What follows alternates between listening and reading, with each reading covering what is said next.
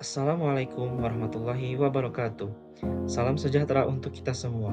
Perkenalkan kami dari kelompok 1B, Angkatan 55 Latsar CPNS Kementerian Agama, yang beranggotakan Triwahyuni, Dwi Nur Hamida, Iqbal Rahmadi, Hadan Nurul Hanifah, dan Alia Zaina Nursa.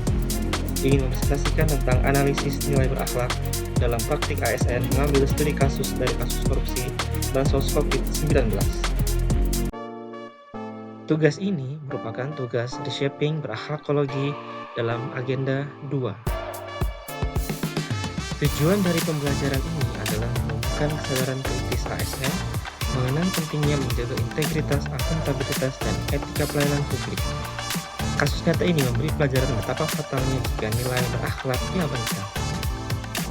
Pandemi COVID-19 membawa dampak sosial ekonomi luar biasa, terutama bagi kelompok rentan. Pemerintah pun meluncurkan program bantuan sosial dengan anggaran besar, lebih dari 200 triliun rupiah. Kementerian Sosial memiliki tanggung jawab besar dalam penyalurannya. Namun, disinilah penyimpangan itu terjadi. Pada Desember 2020, Komisi Pemberantasan Korupsi menangkap Menteri Sosial Juliari Batubara. Modusnya, setiap paket sembako senilai Rp300.000 dipotong Rp10.000 sebagai fee ilegal. Dari praktek itu, terkumpul suap hingga Rp17 miliar. Akhirnya pada Agustus 2021, Juliari dijatuhi hukuman 12 tahun penjara, serta kewajiban membayar denda dan uang pengganti. Meski nilai suap yang terungkap 17 miliar, potensi kerugian negara jauh lebih besar. Sistem potongan ini berjalan selama berbulan-bulan dan mempengaruhi ratusan ribu paket bantuan. Lalu, pelanggaran nilai berakhlaknya gimana? Dalam kasus ini, jelas terlihat pelanggaran nilai dasar ASN. Tidak ada akuntabilitas karena kewenangan digunakan tanpa transparansi, integritas pun dilanggar karena kepentingan pribadi, didahulukan dibanding pelayanan masyarakat. Tindakan ini merusak kepercayaan publik dan menunjukkan lemahnya kompetensi etis pejabat negara. Tidak patuhan terhadap nilai ASN membawa dampak serius.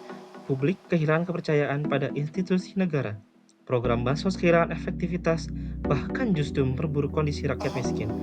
Lebih dari itu, korupsi di level atas menjadi contoh buruk bagi birokrasi di level bawah. Lalu, mengapa nilai berakhlak sulit diterapkan? Ada beberapa hambatan. Pertama, budaya organisasi birokrasi yang permisif terhadap korupsi. Kedua, minimnya pendidikan etika ASN yang aplikatif. Ketiga, lemahnya pengawasan internal.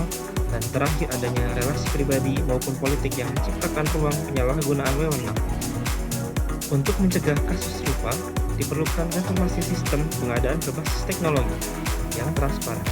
Pendidikan etika ASN harus berkelanjutan dengan pelatihan yang relevan. Dan yang terpenting, penegakan hukum harus tegas tanpa pandang bulu, agar memberi efek jerah sekaligus menjadi pembelajaran bagi publik. Kesimpulannya, nilai berakhlak bukan sekedar jargon, melainkan pilar etika yang harus ditanamkan secara sistemik dalam birokrasi.